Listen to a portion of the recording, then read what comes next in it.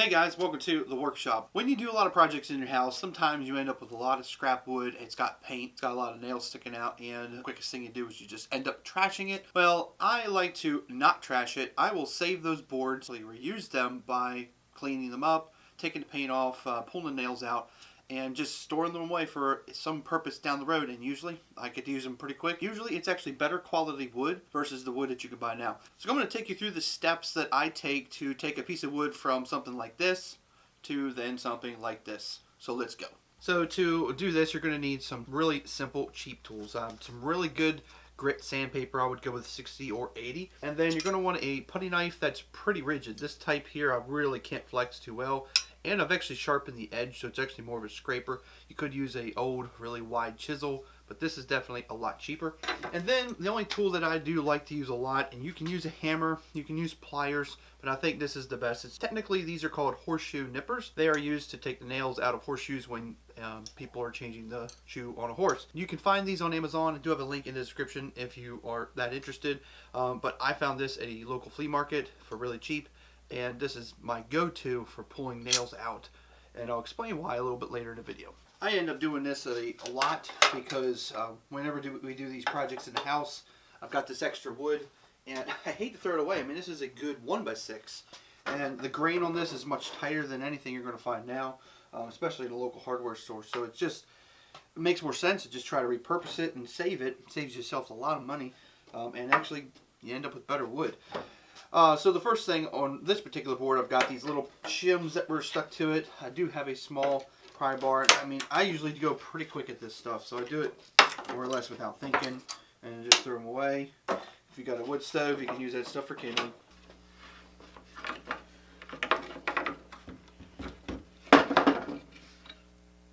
Now while I've got you zoomed in here, here's where the horseshoe nippers come in handy.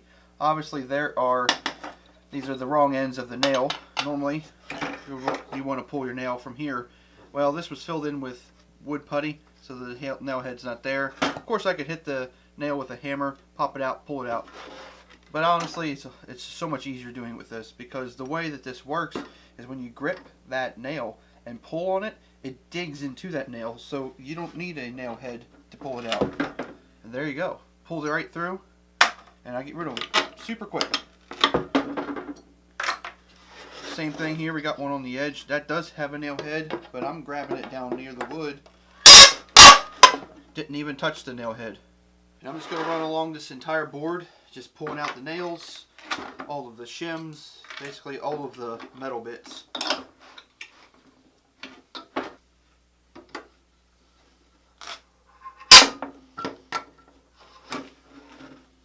So if you're going to run this through a planer, it's a really good idea to make sure there are no hidden nails, that maybe you cut the heads off and the rest of the nails bedded in there.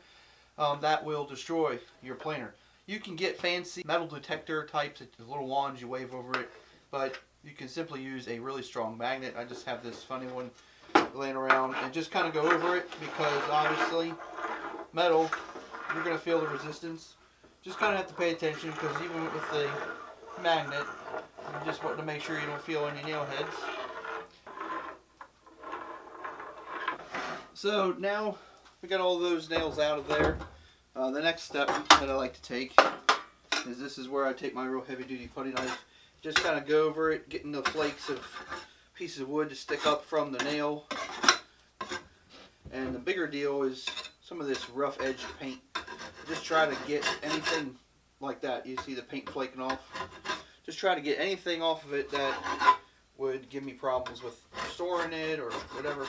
I'm not trying to prep this for a project. It's more or less just cleaning it up so it can properly be stored. You can also take your really tough grit sandpaper with a flat wooden block and just kind of hold it around it. It gives it a nice flat surface, and just sand over those edges.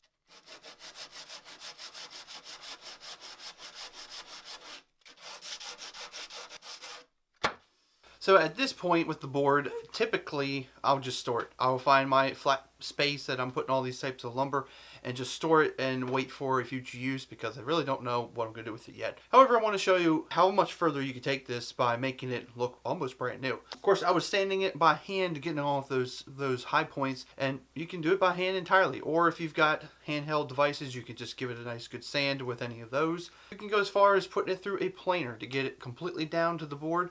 That's what I'm going to do to actually bring this to life as much as possible. So I'm just going to run it through my planer just enough to knock off a lot of this kind of stuff.